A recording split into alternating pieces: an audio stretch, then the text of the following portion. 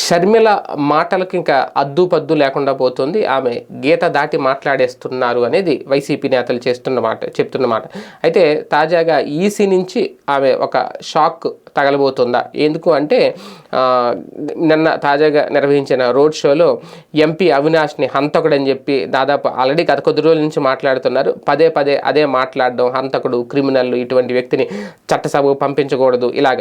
So ఇవన్నీ ఓటర్ల మీద ప్రభావితం చేసేలా ఉన్నాయి అనేది స్థానిక వైసీపీ నాయకుల విమర్శ. ఈ నేపథ్యంలోనే షర్మిల అలాగే వివేక కుమార్తె సునీత వీళ్ళిద్దరి మీద వైసీపీ ఒక పక్కా ప్లాన్తోనే ఎన్నికల సంఘానికి ఫిర్యాదు చేయబోతుందంటే, ఎందుకంటే వాళ్ళు చేస్తున్న ఈ విమర్శలు ఏవైతే ఉన్నాయో వాటిని అన్ని రికార్డ్ ప్రూఫ్స్తో పెట్టుకొని ఖచ్చితంగా అది కనుకిస్తే రేపు, ఎందుకంటే గతంలో 2019 ఎన్నికల సమయంలోనే వివేకానంద రెడ్డి గారు అప్పట్లో హత్యకు గురయ్యారు.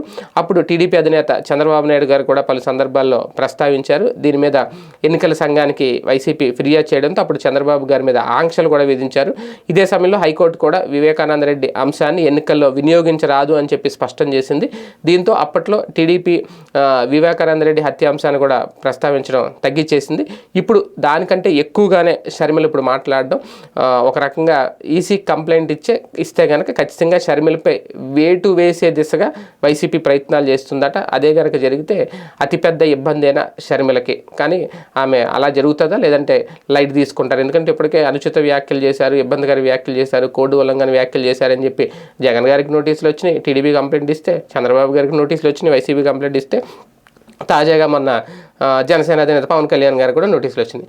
ఇప్పుడు షర్మిల గారికి కూడా నోటీసులు వస్తే అలాగే అనుకుంటారా, లేదంటే ఈ మీద ఇది హత్య కేసుకు సంబంధించి వ్యవహారం కాబట్టి నేరారోపణలు చేస్తున్నారు అనేది కొంచెం సీరియస్ యాక్షన్ ఉంటుంది. చూద్దాం.